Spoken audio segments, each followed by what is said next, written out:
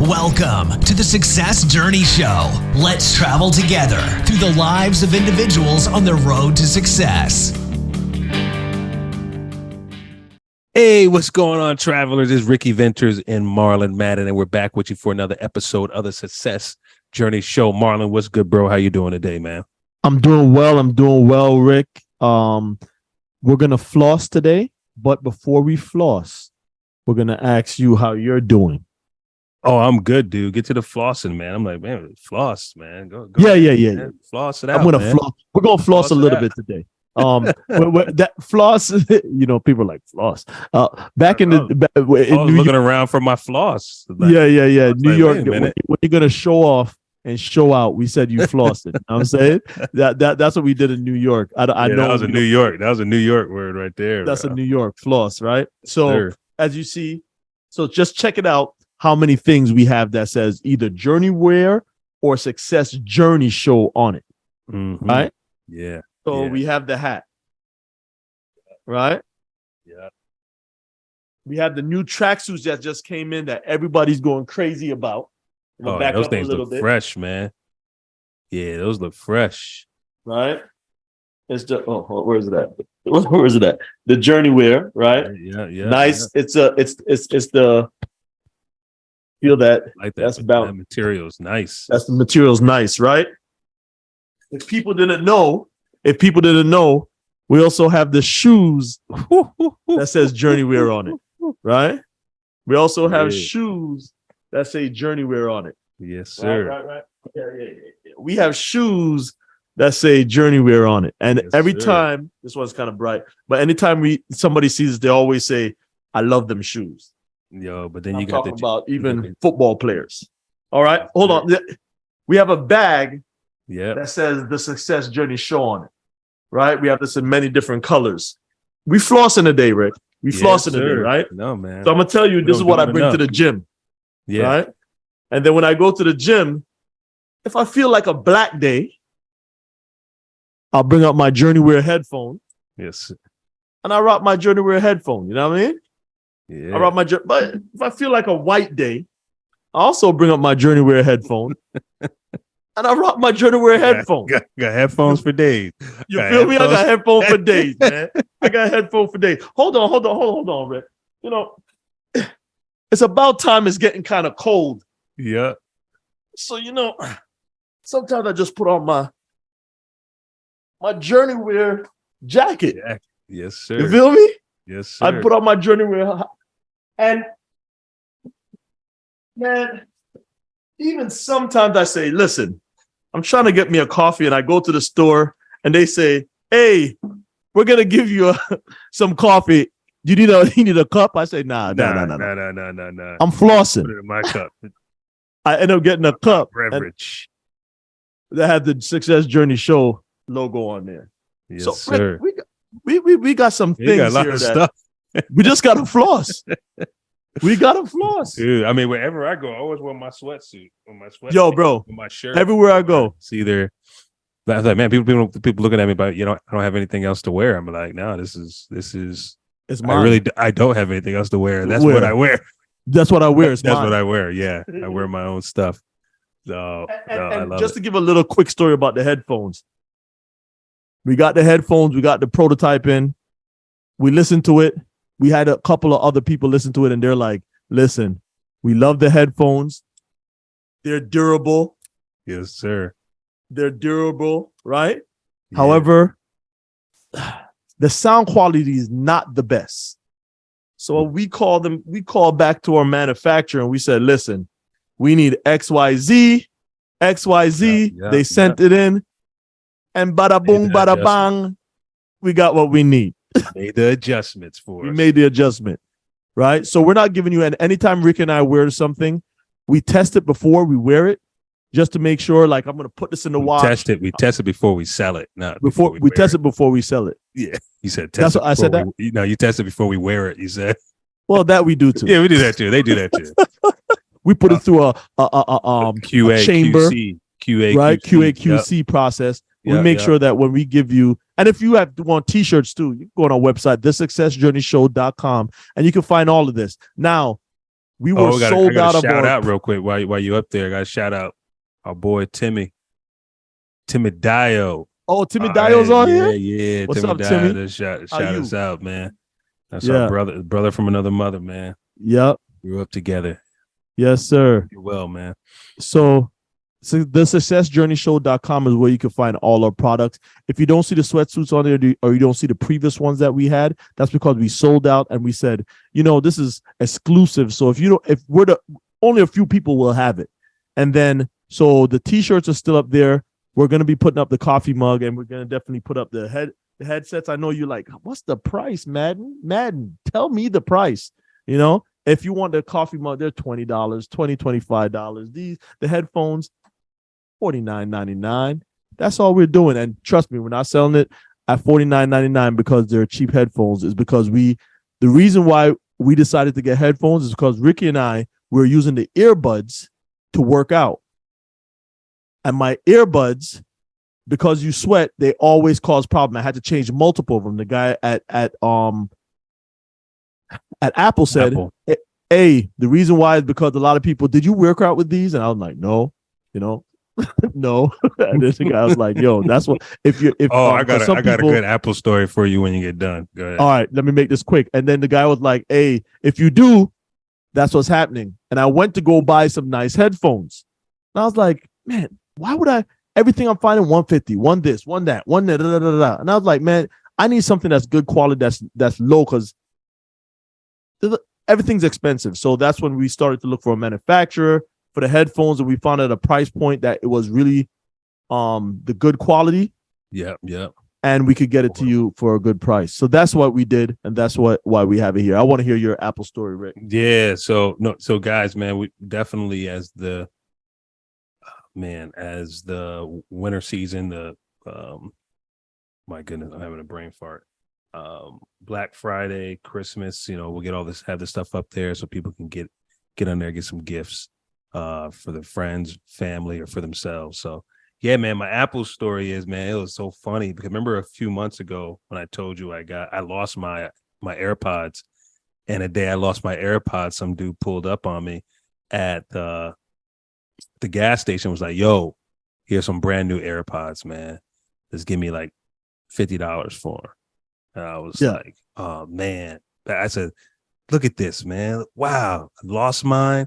Now this God is provided. God provided. And this is the same gas station where that guy got me for that gas at the register.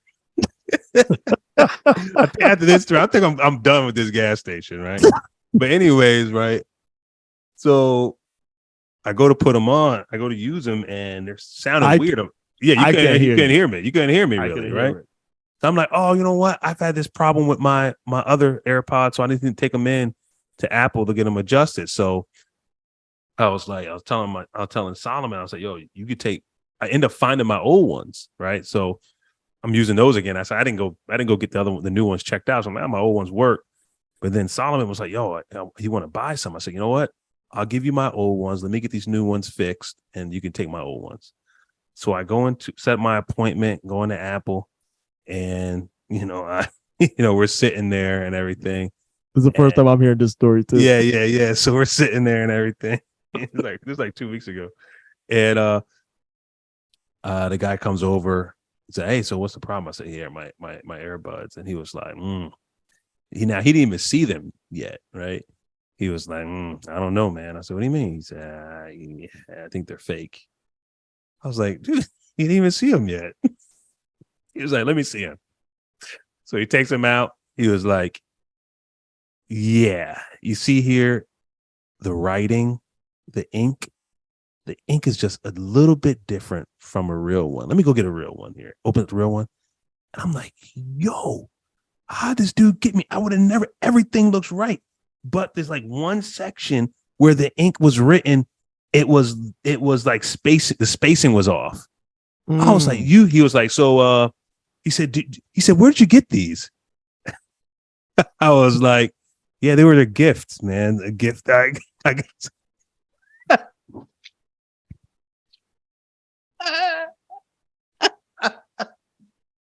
A gift of my hard work and labor for that money that I it was a spent. gift, man. Someone gifted him to me, so I don't know where they got him from. You know, like, yeah. It was like, I'm sorry, man, but it was a bad gift. I was like, Yeah. like, yeah. I tell you, man, these people these days, you know. So Buy anything from anywhere. Even for a gas station on 9th Street. exactly. Oh my goodness. Man. So man, needless to say, my son was upset. He thought he was gonna get some new AirPods. But yeah. So back to the moral of the story, man. We got our own stuff, and they're not fake. So Yeah. so we're good. But man, we can go on all night, man. But I'm gonna be real. I gotta go to bed. I gotta get Yep. and we got an amazing guest today, man. Guy, this one is a Yeah. ooh, man. I mean, it was pulling at my heart, you know, throughout the whole thing, and just listen to the story. If you don't get inspired by this one, man, I don't know what will move you. So, you know, for those that listen on Facebook now, you know, thanks for hanging out with us in this live session of us recording in the green room here. This episode will probably be out in a few weeks. If you're listening on Facebook, for those that listen to the podcast right now and you want to jump into the green room, when we record every Monday night in the green room. So jump onto our Facebook page, my Facebook page, Marlon Facebook. You'll see us there. And we could you can get the story before you get the story, before we release the episode. So anyways, man, without further ado, the next voice you will hear after this great ad for Hit Doctor, which is doing amazing. That's another whole story, man. Yes. We're growing to new heights, man. It's just realizing, learning new things on the journey. But anyways, man, the next voice you're going to hear is Christian Bacasa. Bacasa. Yes. Yeah, Bacasa. All right, cool. Everyone have a good one. One love. Hey guys, I'm out here hitting with the Elite Swing Trainer in the cage. Really cool little tool here to help you keep your hands inside the ball and not cast away the barrel. It's got 4 different slots. The one out here is obviously the easiest one. It's more of a warm-up concept or for younger guys, and then as you go further in, it gets tougher and tougher. Really helps you keep your hands inside the ball and see how your swing is. When you hit it well and you keep your hands inside the ball, you're not gonna get any movement from the red training aid right there. You're gonna see a good result and backspin it towards the back of the cage. So there's a lot of different drills you can do with this, and this is a really simple one. You just set the tee up on a bucket, get it whatever height you need, and then you can just work knob to the ball. This is one of my personal favorite drills. You set the indicator up behind the ball, and it's to help you make sure you're not dropping your hands and helps you keep your bat on plane. If you're a guy who's really trying to work on the small things in your swing and feel your hand path and work on bat path, I definitely recommend the Elite Swing Trainer. All right, travelers, we are at mine and Marlon's favorite segment of the show, the segment where we bring on a guest and from around the world. We are so honored to be able to bring on guests from so many different places. And today, Marlon and I get to sit down and chop it up, fireside chat, you know, whatever you want to call it, right? Right. Happy hour. yeah, here we go. With Christian Bacasa. Christian, thank you so much for joining us today. How are you? I'm doing good, man. Thanks so much for having me on the show, guys. I really appreciate it. It was great chit chatting with you on social and whatnot, but being able to put faces to names and voices, etc., it's really good. Yes, sir. Yes, sir. Man, it's an honor to have you on, and we're gonna have some fun today, guys, like we do every single week. So, Christian, why don't you start off by just sharing a little bit about yourself? Yeah, it's funny because we were talking about where you guys are from, being the DC area, et cetera, just a minute ago. And I'm from Pittsburgh originally. So born and raised in Pittsburgh. I was a blue collar kid, growing up. Steeler fan. I'm a Steeler fan. Oh, man. There we go. Yeah, okay. Yeah. We always blaze that as much as we can throughout the year. Right. See, here's the thing though, Marlon and I, we're not from the DMV area. We're from New York area. Oh man. So I don't have that diehard like rivalry with the Steelers like most Marylanders do. So That's you're right. safe here, man. You're good. That's okay. That's okay. But you're so conflicted with two teams up there, so that makes it Oh hard. yeah, right. Oh no, it's easy. No, It's Giants. Yeah, that's right. You're Giants. That's what I want to hear. That's what I want to hear. Okay. But no, I'm a Pittsburgh guy originally, and grew up a blue collar guy. I went away. I was one of the first, actually the only one in my family to get a degree from college. I got a degree at Slippery Rock University in Pennsylvania.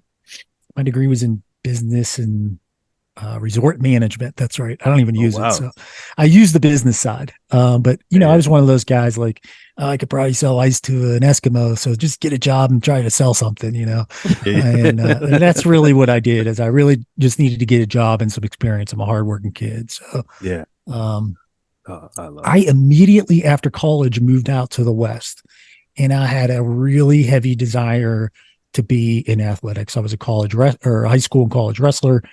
And I took on rock climbing. That was like my diehard passion. And I really liked a couple things about it, guys. I liked from a sports mentality, it was very aggressive in nature. It was solistic, but you needed a team. It was usually two of you. And then there was this whole planning aspect of you would take these problems and you would break them down into blocks.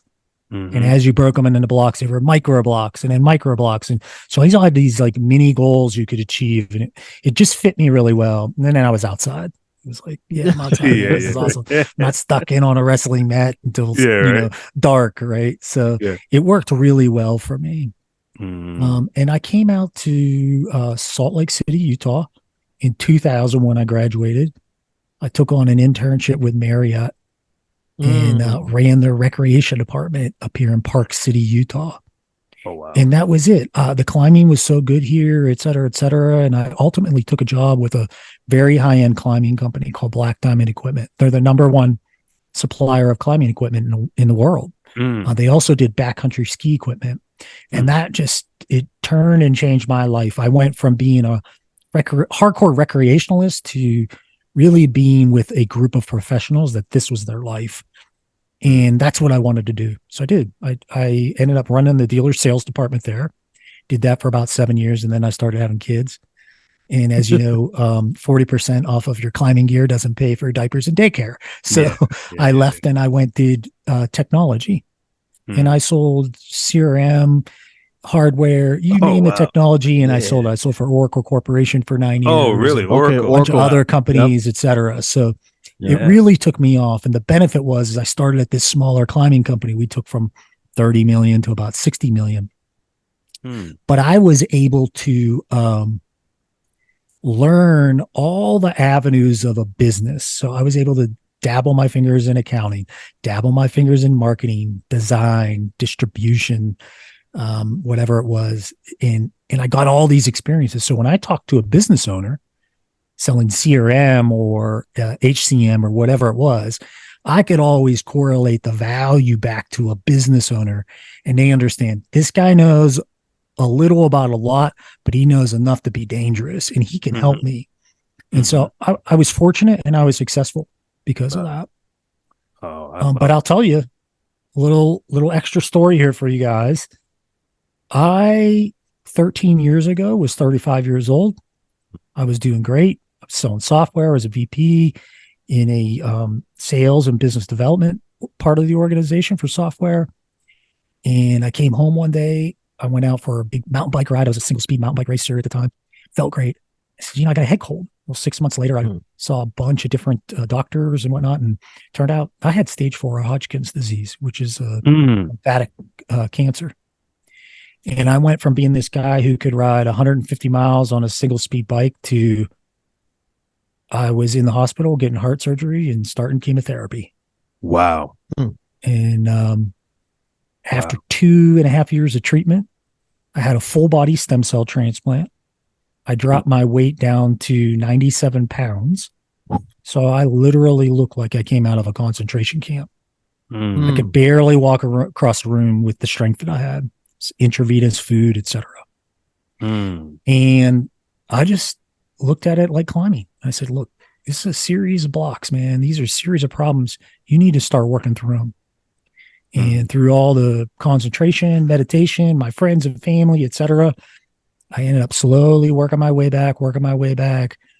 But one thing left me, and that was I wasn't able to do those athletics.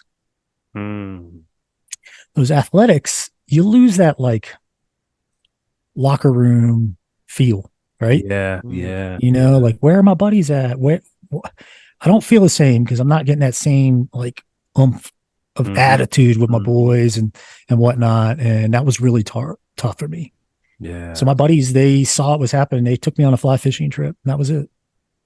Took me on a fly fishing trip. I went up with them and their dads and a couple older guys, and we fished all day, and they tied my boots and pushed me off into the nowhere with a boat and whatnot. But we'd come back in the evening, the old guys would teach me, you know, a technique here, a technique there. It was like going to school, and I was outside again. I was active. I was learning, et cetera, et cetera. And that just fueled everything. So I started a number of fly fishing businesses and some other things. And here we are today. Wow. That's it, man. That's the kind of lifetime story for you, but a big change, you know, a big change. Yeah. Just a little something in the story. Nothing too big. Yeah. All bones, no meat. Wow. Man, I mean, there's so much we gotta talk through this evening. A lot. There's so much. Man, we appreciate you just keeping kind of breaking it down for us. Yeah. And you know, as we go back, like venture back through your life and some of the decisions that you made and why you made some of the decisions that you did.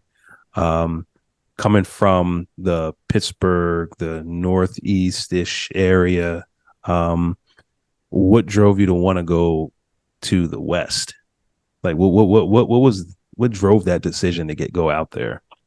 Yeah, that's a really good question. It's one I've never really had before. And a big part of it for me was I explored a lot of the East, and I never really explored a lot of the West. That was one part of it. So there was some unknowns and some curiosity there. And I'm a pretty curious person. I remember growing up and I wanted to be an explorer. I remember telling my friends that when you're walking through the woods, I just want to be an explorer. And that was cool to me to go see and do new things. Yeah. But I think one of the things that was really unique to me is my parents grew up in Pittsburgh with their parents, and they stayed there. And that was home to them. And I really appreciated having a home and having family around. But I also, again, had that curiosity of, what if you did move, Dad? What would our lives have been like? Yeah. You know, and I remember going to places like Florida and seeing my aunt and uncle, and their lives were totally different in Atlanta than mine were in Pittsburgh. But Atlanta was new at the time. I mean, they were in Marietta when it was like hopping in Marietta and whatnot, you know, so it's like different. And I wanted that feeling of my own, like, you're going to go out and create something on your own. I think that was part of my independence and part of my curiosity. Yeah. And then I coupled that with, I found that love for climbing. Yeah. And I started looking and going, where's the best climbing and skiing? Park City, Utah, Salt Lake City. You're like 45 minutes from everything in the outdoors. There's really no other place like it in the country. Wow. And I was just fortunate in making that decision. I read an article in Climbing Magazine one day and I was like, that's where I'm going to go. That's you it. know, that was it. I was a young buck, had no idea. And it worked out. Since being here, I figured out, wow, you know, I've traveled the country. I've traveled around the world. And there is very, very few places like this here in that nature. Yeah, I'm looking forward to experience a little bit of Utah in a couple of weeks. I've never been. I think I've flown over it once or twice. You give me the call because I'm going to give you the lowdown, man. You're going to get the world tour for sure. Love it. So, man, you're going through, and man, you're starting to build things on your own. You said, hey, you know, start to get the family and everything. You have to look at, okay, is what I'm doing going to support, you know, the family and things of that nature. Now, as you were, and I don't remember exactly what part of the time this was, and you started switching your into that more of that corporate world of the sales and Oracle and things of that nature. I mean, that's a huge corporate beast, right? What was that adjustment like, going from kind of the more active person by nature of work and things that you were touching to more of that corporate life? And I know you drew the connections of, hey, I know business a little bit. I was able to talk to these business owners and sell the CRMs and HRIS systems, all that kind of stuff. But just even that corporate environment, though, it's different, right? It is. There are more similarities than you would think, though. So the outdoor company was a small company. It was ran very lean. Our budgets were extremely lean. We were also a manufacturing company. We ran the business like a lean manufacturing company. In a lot of ways. So we had, Sigma roles and things like that were very corporate-esque in nature. So I understood that. The other thing is a climbing company like that, you have what you call a good old boys club. Yeah. If you ain't in the club, you're not going anywhere. Good luck.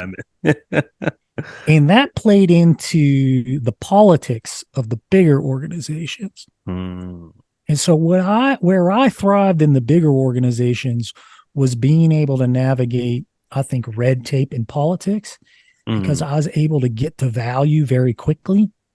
And then I think my East Coast mentality of being a little abrupt, a little in your face of, that's not what we're looking about.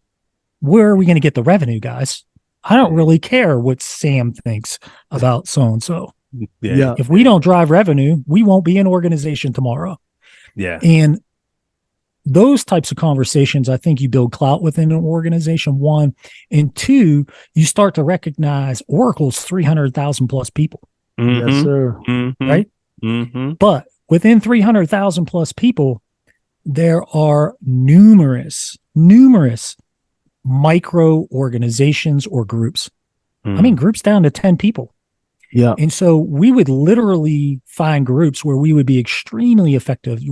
We were the arrows compared to the shotguns. Yeah. And then we would literally try to build our own businesses. We would go in and we'd say, hey, here's our marketing plan. This is how we're going to marketing to the business development group. This is how we're going to marketing to the PR group, and et cetera, et cetera, et cetera. We build our own logos internally, et cetera. And we would come up with these like micro organizations and then pitch them to those that had money, which were the salespeople. Oh, you got money, you got budget you can spend. So we're going to come at you with a plan and tell you how we're going to make you money and make you look good, et cetera, et cetera. Next thing you know, they got 10 people as an organization supporting them that they don't technically own, but they have some kind of stake in because of the revenue. And that's, when you break it down like that, that's how I really did well for a bit. So now that explains what happened to the military with Oracle. Yes, it does. Yes, because the program that we use to do, the Air Force stopped using it, but I think the Army and the Marine Corps, the GCSS Marine Corps, to run our maintenance cycles and everything like that is an Oracle-based program.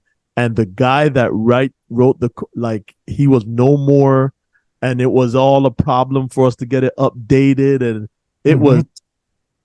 So it can happen. Like, okay, that's what happened. Because I was always asking the question, how this big organization, and you're telling me that the guy that wrote the code left, and nobody knows how to write it, and the program can't be done this, and this can't happen to the program. What you mean? Now I understand. Yeah, and a part of that, I would assume, right, is you have an organization who has a contract in the military. It could be $500,000 a year or $2 million a year. Well, look at the overall budget of Oracle. $2-3 million a year. Those guys drop that on the pavement and forget about it. Right? And then when it becomes awry again, as this is a problem area, it's what is the break fix cost on that? Oh, it's $4 million a year, but I got to spend $3 million to get that thing back up and running again. I got to do this again. I got to integrate it with here again. Is it worth doing that? And then boom, they drop it. And they go, why don't we just transfer the consumer to somewhere else? We'll retain, 60% of that, et cetera, and revenue there, blah, blah, blah. it's a really interesting dynamic in learning how to flow within that. Mm. However, Marlon, I have a great DC story for you guys Go. Okay. around Oracle. Larry Ellison, who is the president of Oracle, right? Yeah. Young guy, him and his buddy, they developed the first hardware database systems for Oracle. And they get an appointment within the DC area with some important people. They sit down with these people in the room and they give them their pitch. And they got this hardcore, hardware that's going to compute all this stuff super fast, right? And Larry says, yep, we walked out of that meeting and we walked into the elevator, and I'll never forget. I looked at him and I said, that was a great meeting. We're going to be rich, man. We can make a couple million from this easy. And I just laughed, and he just chuckles. He goes, little did I know it was more than a couple billion. Yeah. B. Yep. So All from, you never know. You never know where That's it might right. take you. You never. Now, I want to back into your story. So you're at Oracle. You decide to, but then you decide to leave, correct? Again? Mhm. Yeah. Yes. What prompted that? What made you so interested in leaving, and what was that? I'm walking into the elevator and I'm looking at my buddy saying, hey, we're going to be rich. I'm leaving Oracle. What was Right. that moment? So I had some odd circumstances. I left the outdoor industry, which is notorious for not paying very well. Yeah. I had 30 employees under me. Mm. I think I made $55,000 a year, something like that. Wow. It was insane. I left there and went to the software industry, and I doubled my salary Yeah. at a starting role. Yeah. Yeah. So financially, I was better off. But I was also at Oracle Corporation, where you work your way up your ladder and you get very small increments because they've Yep. retained you. So I started looking around, and I had these great opportunities with the software companies, and I was really being picky. Like, I got to get to the right place. And that's when I got diagnosed. Mm. And I went, I'm not going anywhere. My Yeah. boss loves me. I'm doing well. I have absolutely excellent benefits. Yep. I mean, through this world. Yep. And I said, hunker down, do what you got to do, etc. My blue collar mentality came out. I worked all through my cancer. The only time I didn't work was when I stayed in the ICU for 60 days. I had to come off of work because I was in the ICU and receiving such heavy treatments. Mm-hmm. That the medical insurance was noticing it, and I was required to take time off. Oh, wow. During that time, Oracle supported me financially. They supported me with my benefits. They supported me with my bonus increments, etc. They gave me stock in the organization.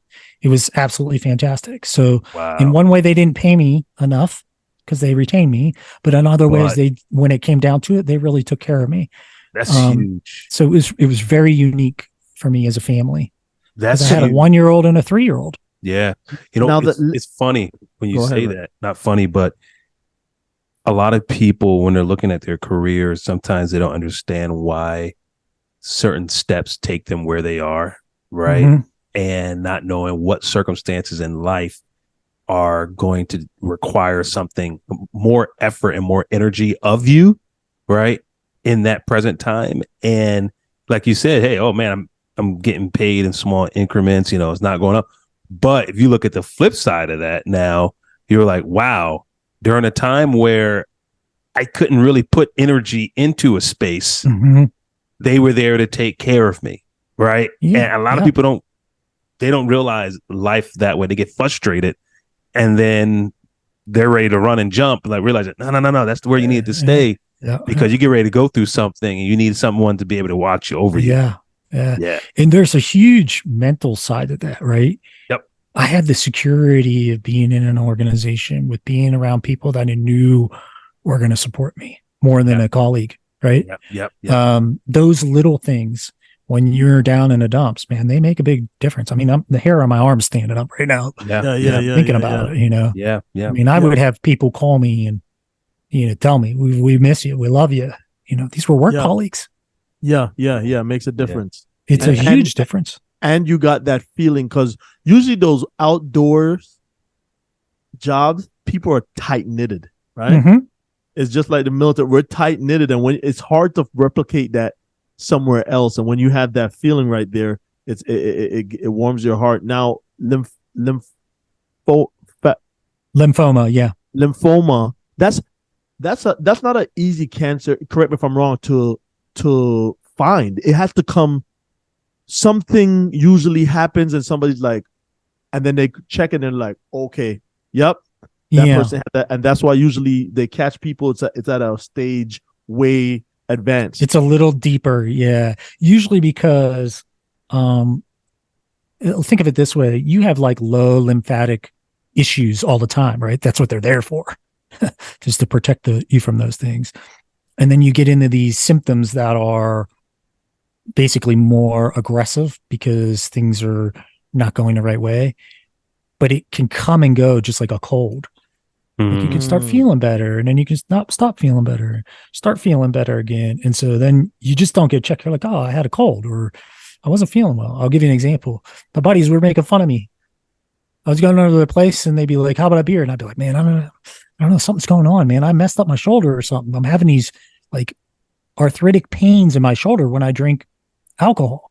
They'd be like, come on, dude, like get real. I'd be like, no, I don't even want to deal with it. So I just avoided it. Meanwhile, it was symptoms of the lymphoma. Yeah. And it's a rare symptom, right? Yep. I had night sweats at times. Oh, you got a cold. They went away. I don't have them anymore. Little things like that. But I will say, from a cancerous perspective, Hodgkin's lymphoma has been cured for a long time. And it's been cured through chemotherapies primarily, but there are other advancements as well. My difficulty is mine was so advanced. It was like around my heart and left lung and kind of down on my diaphragm.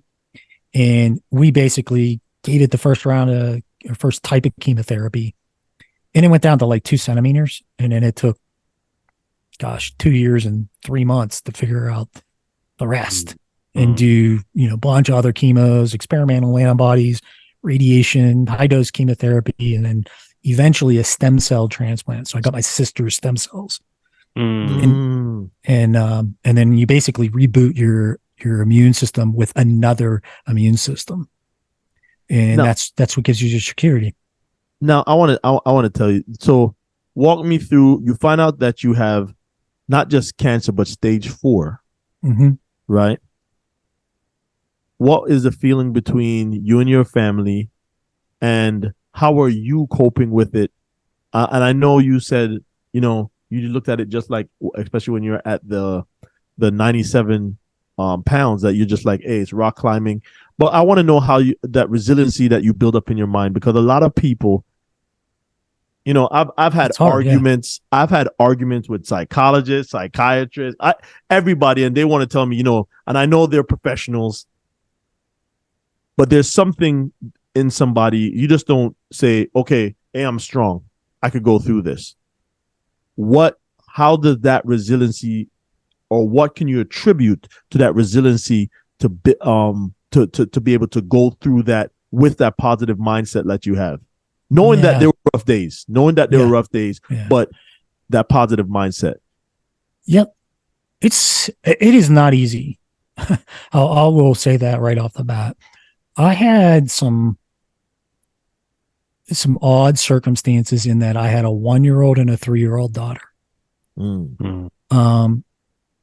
I was married at the time. I lost my marriage in a big way because of it. And a lot of that was my communication, because like you said, I was strong-willed. I felt courageous.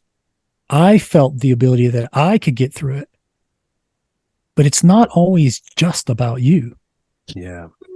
My wife worried about me. And when I set aside and said, I'm not going to discuss this because it's not a possibility for me to pass away. That is not in my plan. It was a possibility for her. It was a fear for her. Real. Yeah. It was a fear for my children. But for me, I let everything that I could take over, whether it was anger, whether it was excitement, whatever it was. You are going to take over for me, and you're going to help me control this situation as best I can. And I got to be honest with you, Marlon. I did everything I could. I would lay down, close my eyes, and meditate. I studied basic biology and cellular biology books, and I laid down and I thought through the processes. What would my cells have to do to be successful to eradicate this disease? It was only 15 minutes a day. But to me, it felt like an accomplishment. It felt like I had control over it. I had times where I had friends come visit me and I would say, I need you to come back. I'm not feeling right now, and I don't want others to experience that. I'm going to handle this on my own. And when I come out strong, I'll see you. You know, I had arguments with my mother. My mother is a very religious person, and I went away from a religion. I went on a very, here is my path. These are the things I can control. I can't rely on God to make a decision and help me here.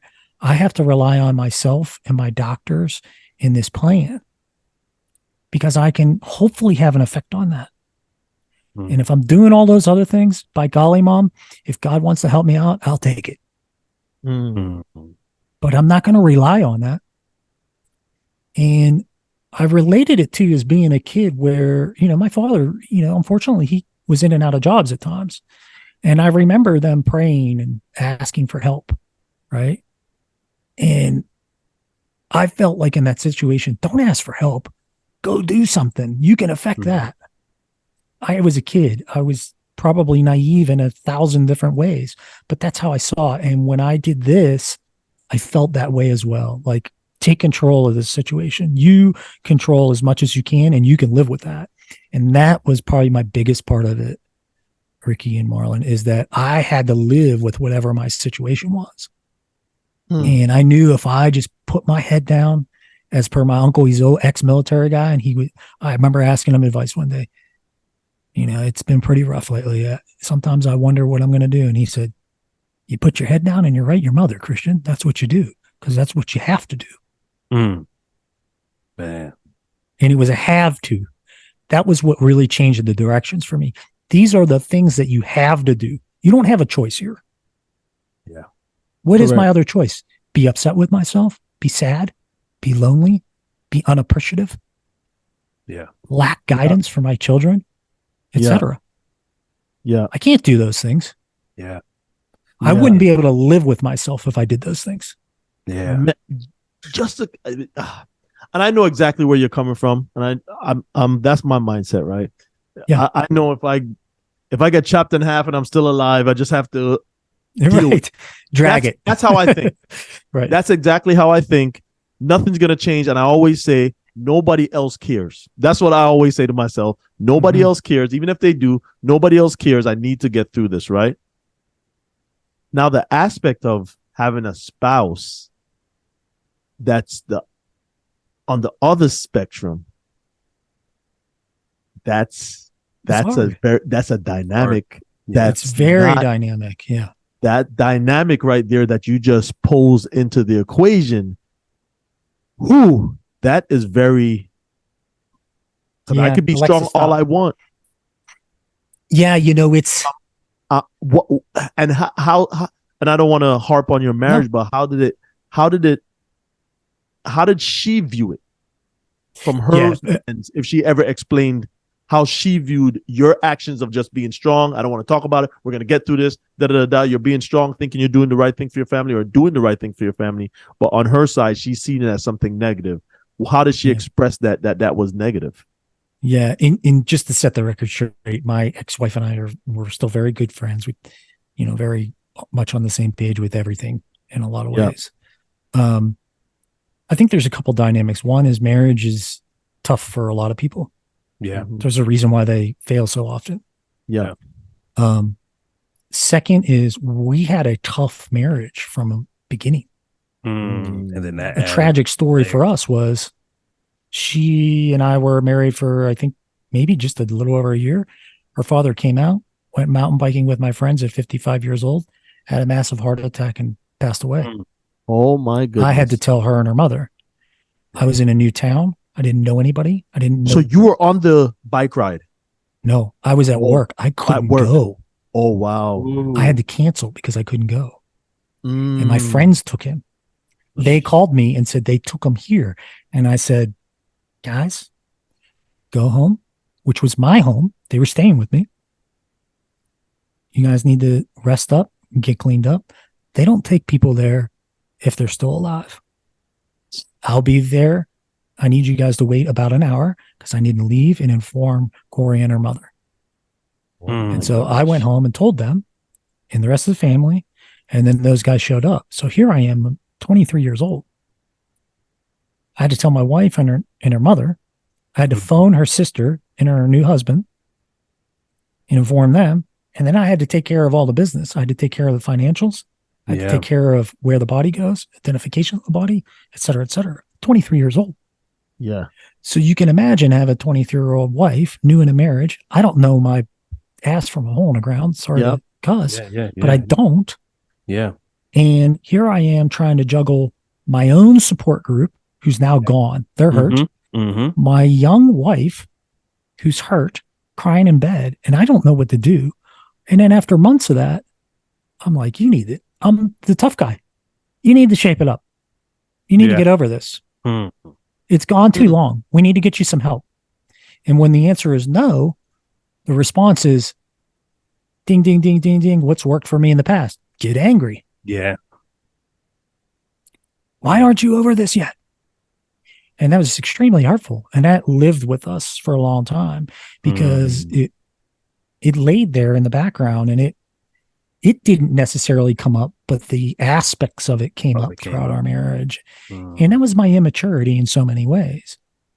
And, you know, we struggled with it. We finally got on our feet and then we moved homes and we spent probably more than we should have. And then we had kids and then money was tighter than it was. And then, you know, you go down the list, right? Yeah. And then now we're doing good. We're like, sweet, things are awesome. We're going to go on vacation. We're going to take, boom. You're hit with this cancer thing. Gosh, what are we going to do? We're alone. It's her and I. Thank God we had tons of family or tons of friends that were like family. Yeah. That took care of me. I mean, took care of me.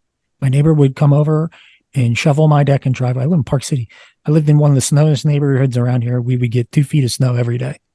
He would come over and shovel my deck and my driveway. He paid for somebody to come do my driveway multiple years in a row.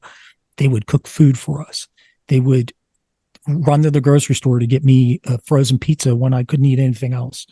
They would, I mean, you name it. He would hold my hand, walking me up the street, you know? So you can imagine the dynamics of a relationship being tested all the time. They're being supported, but she wanted her independence. You want help. Sometimes help is more of a hindrance. You know, you go down the list. And ultimately, Marlon, to really kind of come back to your question, and that is, how did she tell me? We started to drift. And you can imagine it's like laying in a bed and your backs are to each other and you're on one edge of the bed and they're on the other edge of the bed. Yeah. And you're not really talking about it, but you're kind of talking about it. Yeah. And you're just not comfortable with each other. And then the communication breaks down even further. And then resentment starts to settle in on certain areas. And then you try and talk about it. But what comes out in the talking, it's anger. Like, it's anger. Yeah. You don't understand me, you know, and then you go to that crocodile brain of save yourself. And that's what it was like for a long time. And it was hurtful for her, for me, for my kids. You know, it was really tough. And sometimes it goes one way, sometimes it goes another. And we decided it was best not to. And we both have great lives and we both appreciate each other now. And we don't deal with that anymore. Yeah. Man, it's, you see, I have a mindset sort of like yours in terms of, and I have to be very mindful. And sometimes I'm the kind of person that tells somebody, like, if somebody's going through something tough, I don't think a lot of times I'm the first option somebody needs to talk to. and I'm just being realistic with myself, because if it was me in that person's position, Suck it up, Buttercup. yep, suck it up, buttercup.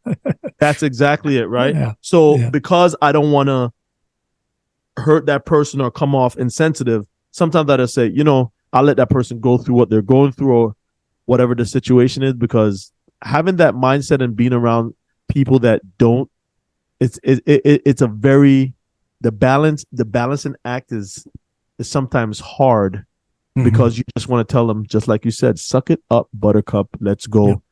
Yeah. Wipe your tears. Let's go. It's a tough one. Yeah. It's a tough one. And I think I am revered by my friends as the guy that's going to tell you the truth. I'm not going to beat around the bush. That's Marlon right there for you. Yeah, that's Marlon. That's me. Not going to beat around the bush. I don't care who you are. Yeah.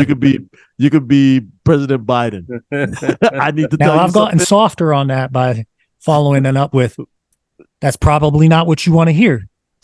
But right now, you got to suck it up.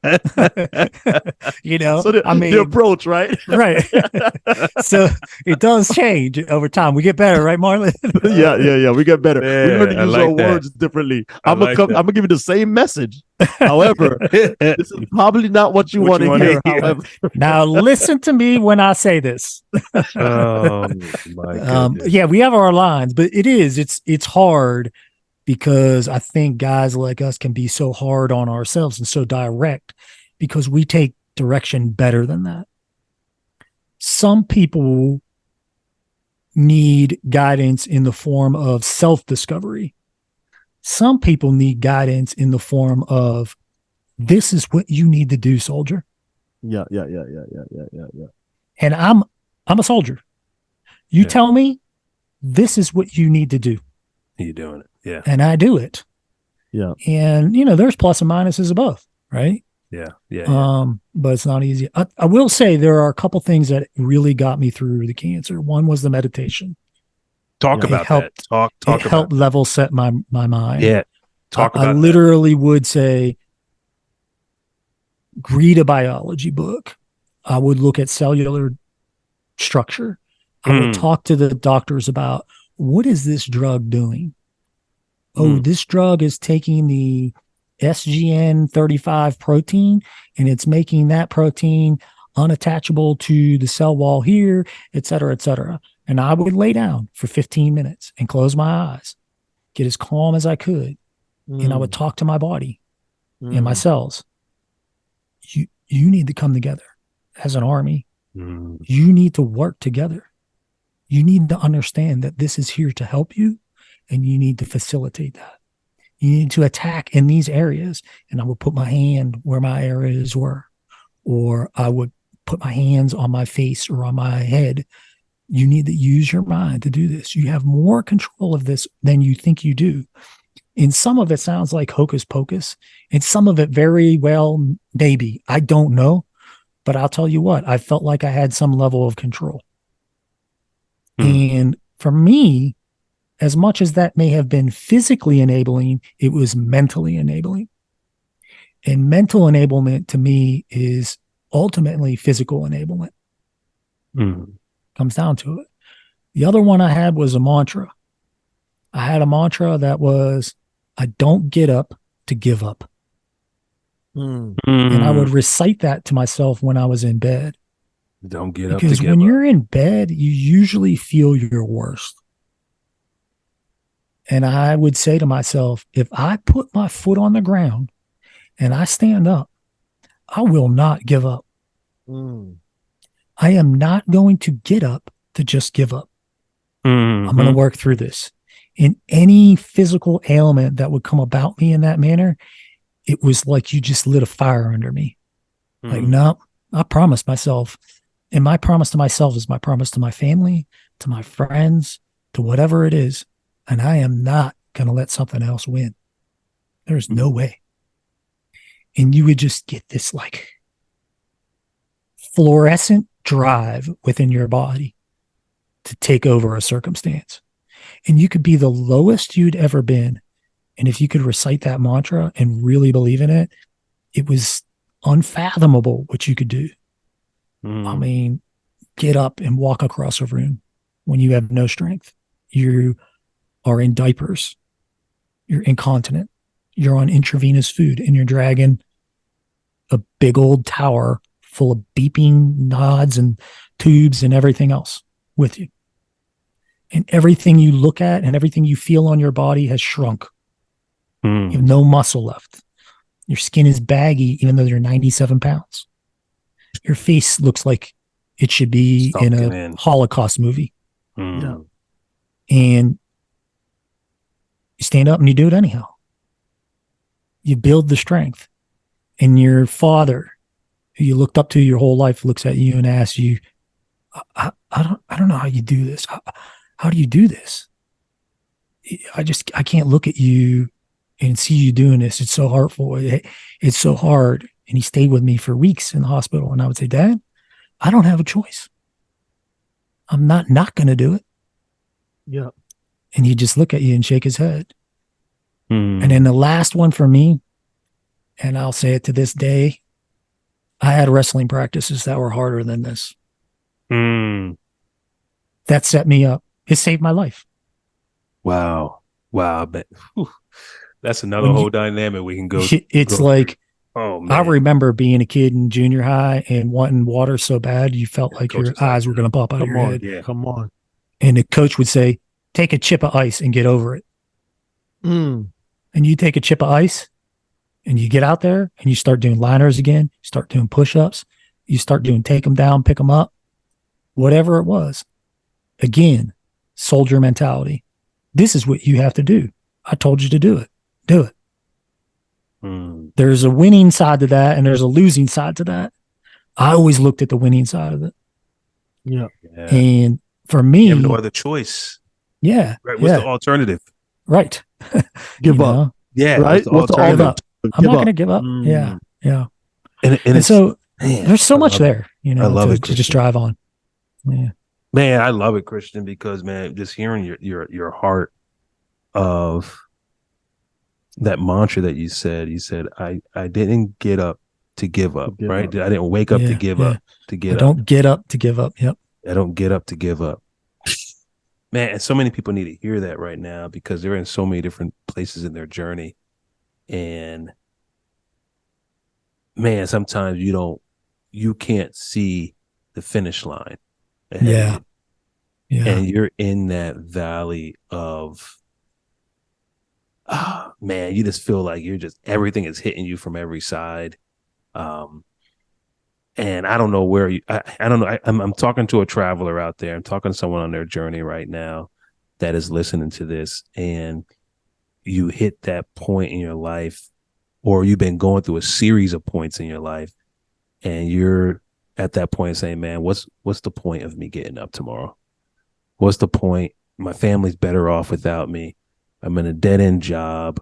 I've been always wanted to get a house. I can't get a house yet. My finances are not where they should be. My car just broke down. Everything is just hitting you. My family's not doing well. Maybe someone in my family is sick. My kid's sick. Something. I don't know what it is, but just that attitude of, and I love one motivational speaker used to say, he said, if I can look up, I can get up, and it's just like Kristen's saying here, I don't wake up or get up to give up. Like, just if you embrace that, what would that next step look like for you? And I'm not talking about the next 10 steps. Like, everyone's always trying to jump to I just want it to be better tomorrow. Yeah. Oh, like, and we're telling this story within an hour time frame about he went down to 95 pounds, right? I don't know. Maybe he was 110 pounds before that. It didn't sound like that, right? No. Maybe in junior high. Yeah. Maybe he was a cycler or something like that. And he was or a jockey. I was a cyclist, but I was still, even at my fighting weight, I was like 125. Going down to 95 pounds, man. I don't think any of my kids are 95 pounds. I think Levi, my middle son, and he's just skin and bones at 12 and years I'm 5'9". old. I'm 5'9". Exactly. So, So he didn't gain back that weight in a day. Like you can't. It doesn't happen. No one can do that, right? But it's every single day and all the medication. And I know, man, you guys, I'm gonna be real with you guys, because we got on this podcast and Christian was sharing with us some things that he's even going through today based off of the medication he has to take or not taking, the symptoms that he's still going through, all going through that period, which was a few years ago now, right? And still dealing with 10 years cancer free. 10 years cancer free. Praise God, man. And he's still dealing with a lot of these things right now, today. Guys, this life is not, and I'm hate going on the soapbox, but no, this life is not a life that is guaranteed for us to be in Tulum every summer, or go to Japan or Jamaica or Spain or Italy every summer and have all these great things and have the perfect marriage, the perfect relationship, the perfect jobs, making over six figures and more. You know, if that's what you're hoping that all life encompasses, and you're missing out on that very simple element of what am I getting up for every single day? Right. And if that's what you want, honestly, go pick a few social media channels and go sit on them, because it's BS. Yeah. Yes, sir. Yes. I'm going to publish what is making me look good. That's it. Yes. Excuse me, but a lot of people get sucked into that. It's hard not to. It's hard. Very hard not to. Very hard, because that's what we're programmed. We see it every day in front of us, so that's what our brains are being programmed. That's and we the new literally release chemicals within our body that reward us for seeing those positive things. Yep. Okay. And companies are making billions of dollars. Right. It is. It's the new drug. It is a nefarious tool. I'll say it that way. Right. Yeah. So keep that in mind. I'll tell you what, though, motivator for me, I'd go down to the Huntsman Cancer Institute for my treatments. You think you're in bad shape? Go down there and sit in the entry and watch people walk in. Oh my goodness. You will pray every day of your life that you do not have what that other person has. You will reflect on that. You think you're upset and you're angry because the guy next to you at the basketball game is shoving down hot dogs and he's overweight, and you took care of your body and you ended up with cancer. Yeah. Go down to the Cancer Institute. Go find some man that worked hard his life, has a great family. He can't even smile because half his face is gone. Yeah. Man, hey, Christian, you said something that's so key. I took care of my body. I didn't drink. I didn't smoke. I didn't eat meat. I didn't do this. I didn't do this. But you arrive to the place where you see a guy that, like you said, he smokes a pack of cigarette every day. He eats whatever he want to eat, doesn't care about his weight, that person goes on about their merry way. But you that take care, you're cycling, you're climbing rocks, you're doing all of these things. And it doesn't matter. It's unbiased. Life is unbiased. Yeah. Unbiased. You get a lot of what you work for. Yeah. In a lot of ways. There is serendipity, no doubt. And there will be serendipity in everybody's life. There will be more in some than in others. But you get what you put into it. Yeah. In a lot of ways. So turn your cheek, man. Turn your cheek. It's hard. It's very hard. I would sit and be upset with myself, curious. Why did I? Why me? Why me? It's a hard question to ask. The reason is nobody knows. There's no why me. I didn't do anything. Nobody did anything to me. Yeah. It happened. Yeah. It happened. Yeah. And you're here now telling this story. Yeah. It's a fact of life.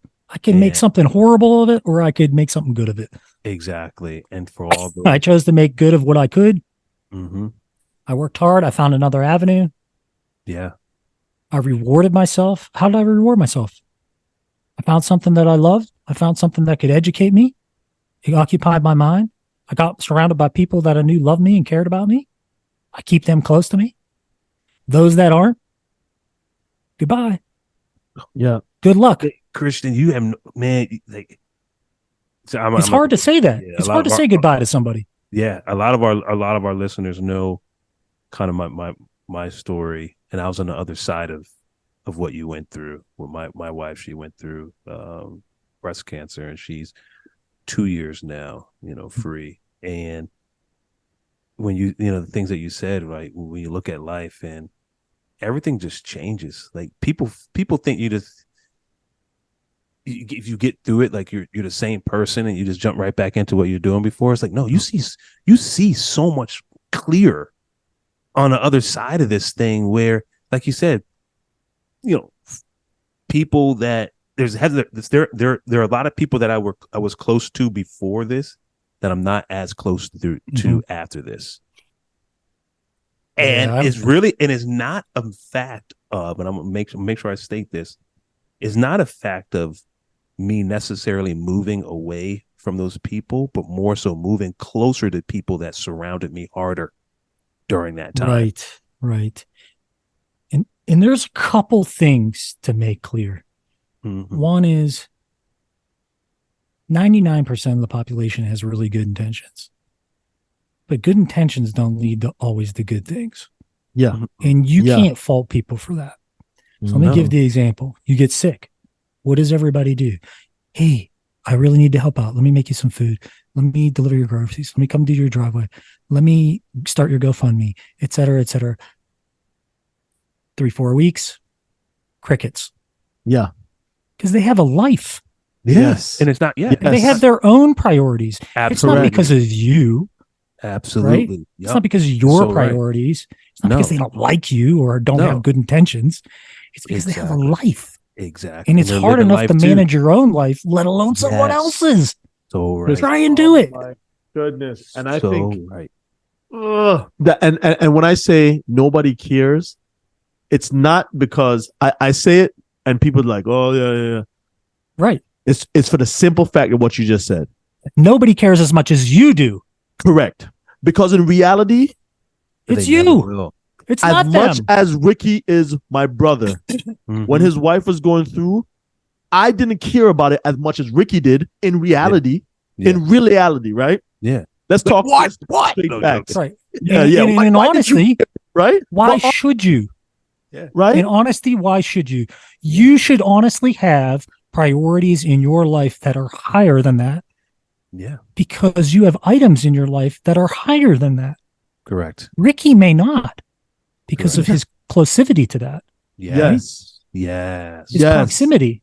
Yes. Yeah. So when you take that and then you add the element in of the most important thing that you'll never recover is time.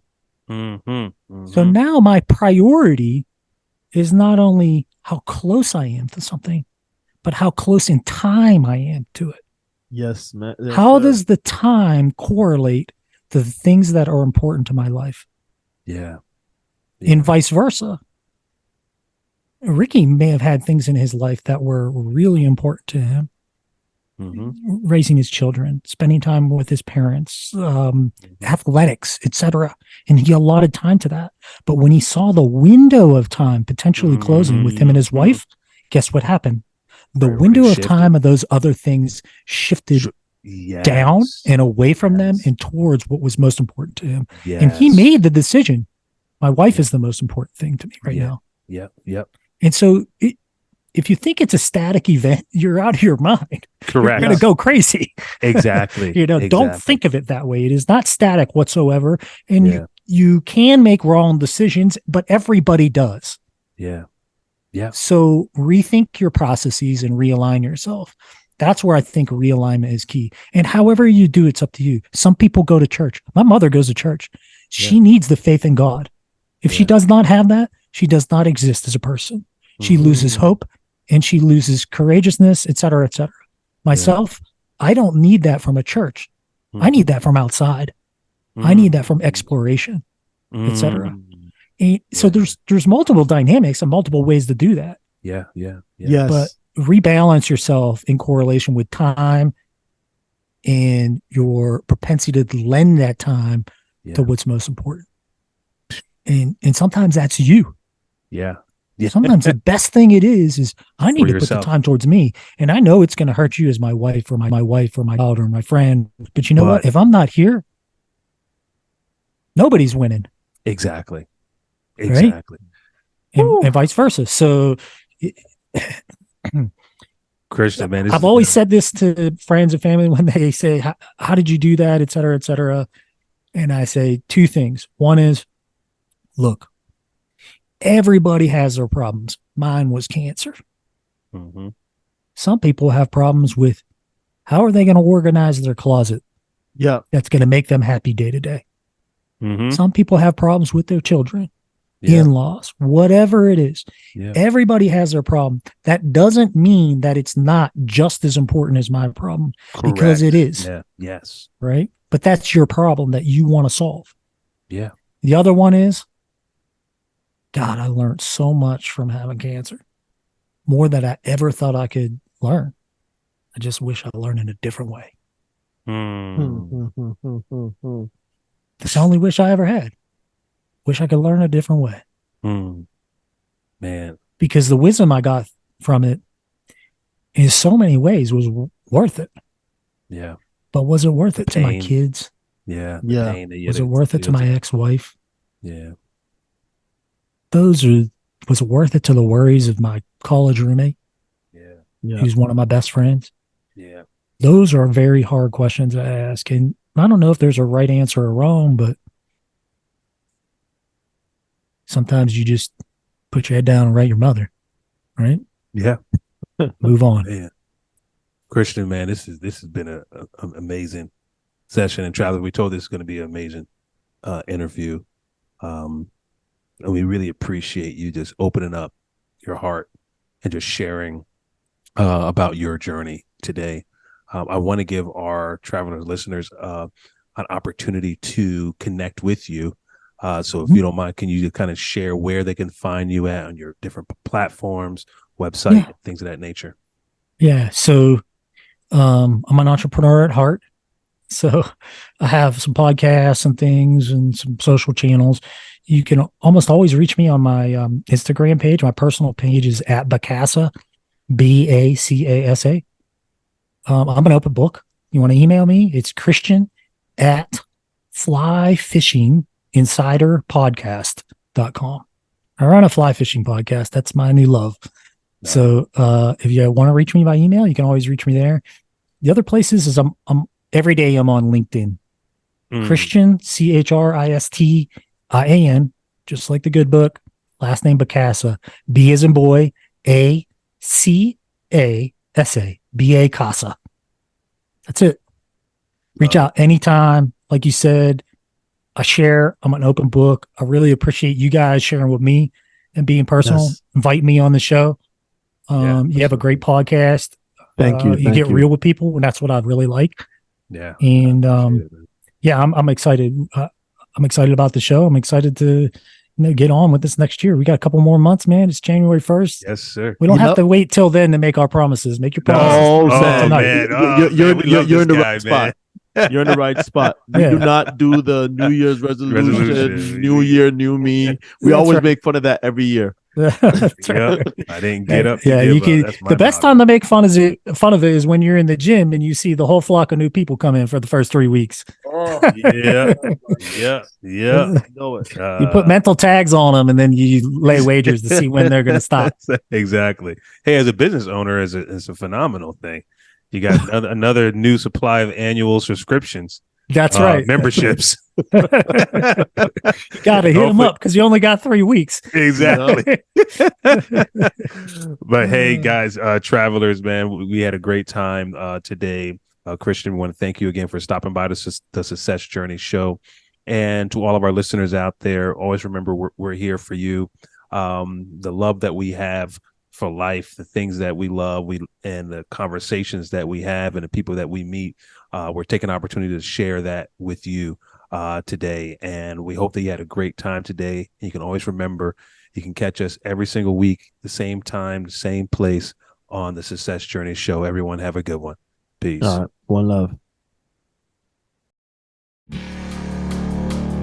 You've been listening to The Success Journey Show, where your dreams, drive, determination, and diligence are the foundation to success. For more information, check out thesuccessjourneyshow.com. The Journey Squad is here helping you to your destination.